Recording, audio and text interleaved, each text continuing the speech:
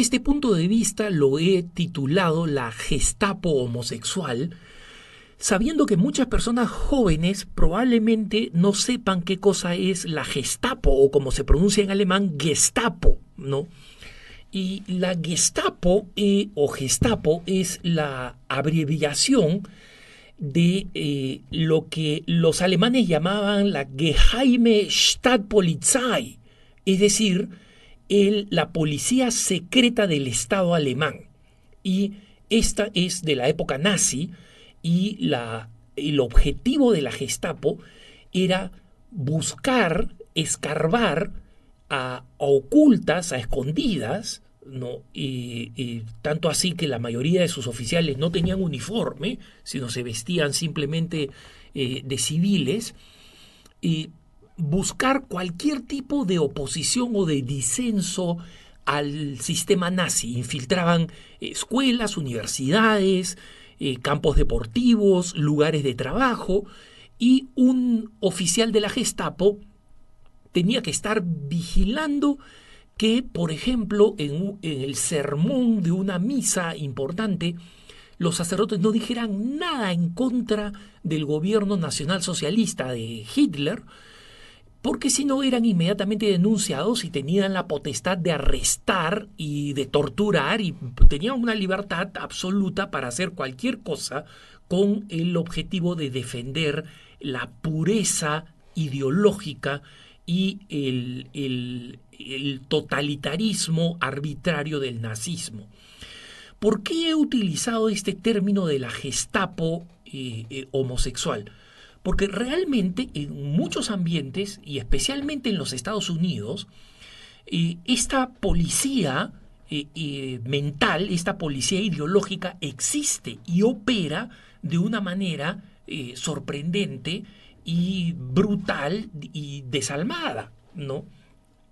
Y la razón por la cual cuento el caso de una policía ideológica, digamos, no están organizados como una policía, pero actúan como tales, un conjunto de activistas y de intelectuales muy grande, es porque esto ya lo estamos viendo a nivel muy grande en España y lo estamos comenzando a ver en nuestros países de América Latina. ¿Cómo funciona esta Gestapo homosexual? Les cuento una historia. A finales del año, ¿no? Esto sucedió a finales de 2018, cuando se está terminando la temporada de fútbol americano a nivel de college, es decir, a nivel universitario, no el profesional de la NFL, ¿no? Sino cuando está produciéndose la parte final de este campeonato en lo que llaman los playoffs, la organización de college, de universidades, las organizaciones deportivas, entregan un trofeo que lleva el nombre de un famosísimo jugador de college histórico y se llama el trofeo Heisman.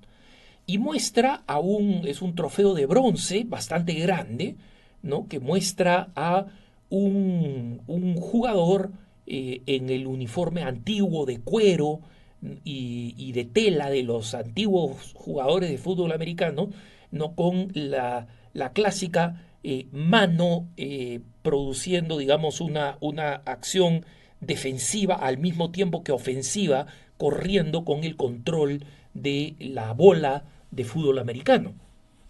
Muy bien, este trofeo se presenta a quien se ha considerado el mejor jugador del año en el trofeo Heisman, ¿no? Y recibe el trofeo Heisman. Normalmente los ganadores del trofeo Heisman han terminado siendo exitosos jugadores después en el fútbol profesional, en la NFL, ¿no? En la liga profesional de fútbol. Y este premio, pues, en consecuencia, es un gran evento. Existen finalistas que son nombrados, existe una gran expectativa, una gran tensión, hasta que finalmente en una ceremonia se anuncia al ganador del trofeo Heisman y se le entrega este trofeo Heisman. Bueno, ¿qué cosa sucedió con el ganador del trofeo Heisman 2018? Apenas horas después de haber recibido el trofeo Heisman, este muchacho afroamericano, joven, entusiasta, contento, excelente deportista, ansioso de ver un futuro en la NFL, en el fútbol profesional, resulta que recibió todo un ataque de las organizaciones homosexuales por haber utilizado lenguaje homófobo, ¿no? Eso es lo que dijeron, lenguaje homófobo en su cuenta de Twitter. Entonces sale el ganador del trofeo Heisman, usa lenguaje homofóbico en su cuenta de Twitter.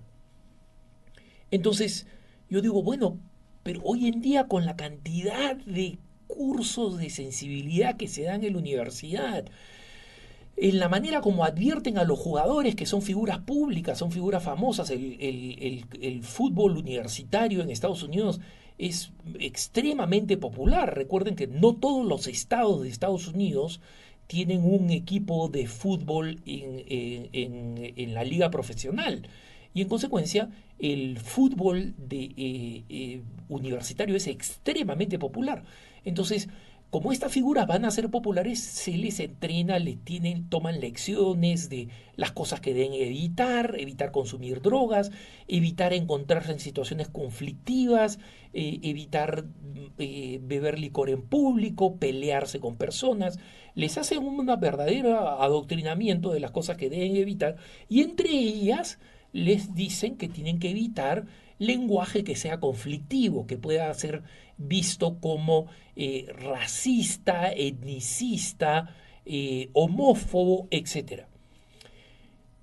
Pero resulta que cuando uno va avanzando leyendo la historia, el ganador del trofeo Heisman utilizó 2 veces palabras que hoy en día son consideradas ofensivas, no se consideraban en el pasado palabras ofensivas, se utilizaban simplemente palabras como referidas para los homosexuales. Utilizó 2 veces en su vida en Twitter cuando tenía 14 años. 14 años. Es decir, la Gestapo homosexual se puso a buscar en la cuenta de Twitter de un muchacho de 22 años qué cosa había escrito cuando tenía 14. Y cuando tenía 14 encontró dentro de miles de tweets desde que este muchachito tuiteaba, ¿no? 2 tweets en los que hacía una referencia a la homosexualidad. ¿Qué ha pasado con el cómico Hart, por ejemplo, un cómico afroamericano que fue elegido supuestamente para ser el animador y el conductor de los Oscars? ¿No? Resulta que encontraron que también muchos años atrás él había utilizado el lenguaje, entre comillas, homófobo, ¿no?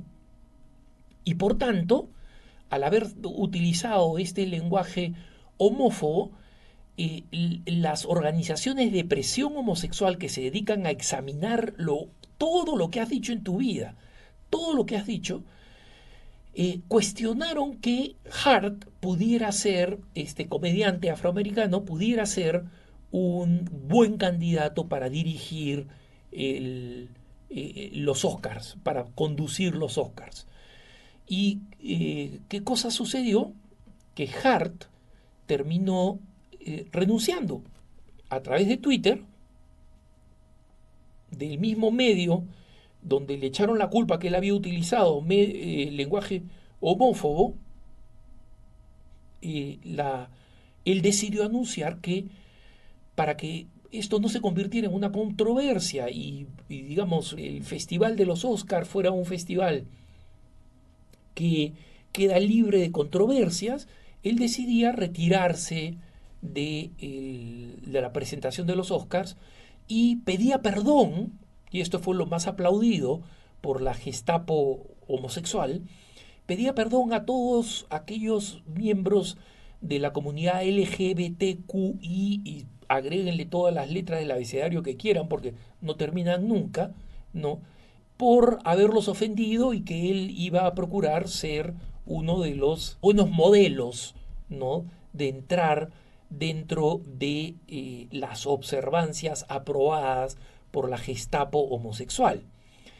Y cuando el grupo GLAAD, que es uno de los grupos de presión que contiene a muchos autores, a actores, directores y empleados de Hollywood homosexuales, y que son una de las principales fuerzas de la Gestapo homosexual, dio ejemplo de las frases homofóbicas que había utilizado el comediante Hart en Twitter. Incluía una que decía: yo de ninguna manera quiero que mi hijo sea gay, voy a hacer todo lo posible para impedir que mi hijo sea gay. Eso fue considerado como un gran insulto a la comunidad homosexual, porque un padre no quiere que su hijo sea homosexual. Entonces, esto, hermanos, está comenzando a acontecer en muchos lugares. En la Unión Europea, como ustedes saben, hace muchos años, hace ya 9 años, el gran político intelectual católico, amigo de Juan Pablo II, Rocco Buttiglione, este político italiano que terminó en el Europarlamento, cuando era el candidato de consenso para que fuera el ministro de Justicia de la Unión Europea, por sus conocimientos y por su habilidad política y sobre todo por su tremenda integridad que se había ganado por la práctica de su catolicismo, le preguntaron si qué pensaba él de las uniones homosexuales y dijo: yo soy católico, creo que las uniones homosexuales no tienen el mismo rango que el matrimonio, creo que el matrimonio es entre un hombre y una mujer. Y al haber dicho eso se armó tal escándalo, de que él no iba a ser imparcial en la corte, de que él iba a tener un sesgo en la corte. Es decir, pensar lo contrario, que también es sesgado, que es absolutamente sesgado, que los homosexuales en su unión son iguales al matrimonio, eso sí sería justo. ¿Se dan cuenta cómo existe una policía ideológica? Y la prensa que ayuda que es la gran herramienta de la Gestapo homosexual, están constantemente presionando para que los medios de comunicación denigren a esta persona. Cuando hablé con Rocco Buttiglione, a quien lo tengo como amigo, gracias a Dios, en Italia, y él dice: mira, yo pensaba en medio de todo este debate en la que en realidad me ofrecían el puesto, que aceptar el puesto, siempre y cuando yo renunciara a mi manera católica de entender las uniones homosexuales como no equiparables al matrimonio. Si yo simplemente señalaba, y le dijeron: mira, basta con que digas que tú crees que los homosexuales tienen el derecho a contraer matrimonio. Basta que tú digas eso.